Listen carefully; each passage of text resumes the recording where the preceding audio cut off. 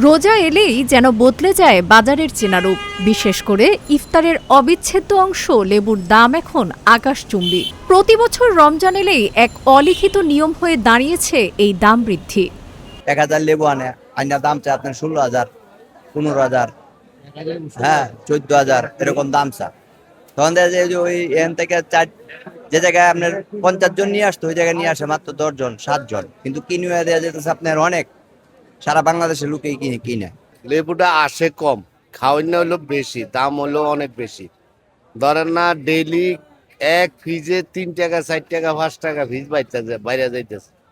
আবার রমজানের উসুল্লায় হলো আরো বেশি। যদি মাল বেশি আইয়ে তাহলে দাম কমবো, মাল কম আইলে তো দাম বেশিই থাকবে। রাজধানীর কারওয়ান বাজার ঘুরে দেখা গেছে এক হালি লেবু বিক্রি হচ্ছে 130 থেকে 150 টাকায়। সাধারণ সময়ে যে লেবু 15 থেকে 20 টাকায় পাওয়া যায়, এখন এক পিস লেবুর জন্য গুনতে হচ্ছে 30 থেকে 40 টাকা। মানে দেখা যেতেছে আমাদের কিনা যা পরে তার চেয়ে কমেও ব্যস্ত হইতেছে, আরো কথা শুনতে হইতেছে। কিন্তু এটা তো আমাদের কিছু করার না, এটা আমরা বিক্রি করি বলেই আমাদের কথা শুনতে হইতে পারে। কিন্তু আমরা যদি সস্তা বেচতে পারতাম আমাদের লাগে অনেক ভালো হইতো। সাধারণ ক্রেতাদের মাঝে দেখা দিয়েছে চরম অস্বস্তি। তাদের অভিযোগ, মাত্র এক সপ্তাহের ব্যবধানে লেবুর দাম বেড়েছে কয়েক গুণ। সাধারণ মানুষের প্রশ্ন, চাহিদা বাড়লেই কেন এভাবে পকেট কাটতে হবে সিন্ডিকেট করে?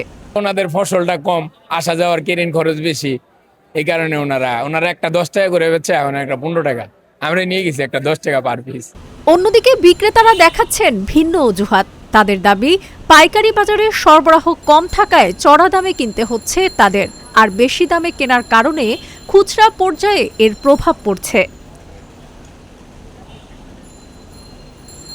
ইফতারের এক গ্লাস শরবতে একটু প্রশান্তি খুঁজতে গিয়ে সাধারণ মানুষের নাভিশ্বাস উঠছে লেবুর এই চড়া দামে।